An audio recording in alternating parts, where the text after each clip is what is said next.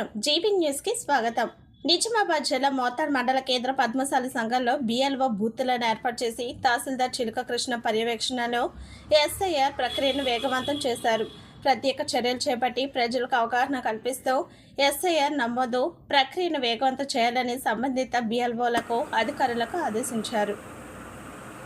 ప్రతి అర్హుడి ఫారం నమోదయ్యేలా క్షేత్రస్థాయిలో సిబ్బంది పర్యవేక్షణ పెంచాలని, ఎక్కడ నిర్లక్ష్యం చోటు చేసుకోకుండా చర్యలు తీసుకోవాలని సూచించారు. మోతాడ్ మండల పంచాయతీ అధికారి శివచరణ్ బిఎల్ఓలను ఎన్యూమరేషన్ ఫారం నమోదు పురోగతిని అడిగి తెలుసుకున్నారు. కార్యక్రమంలో తహసీల్దార్ కార్యాలయ సిబ్బంది, గ్రామ పంచాయతీ సిబ్బంది, బిఎల్ఓలు తదితరులు పాల్గొన్నారు.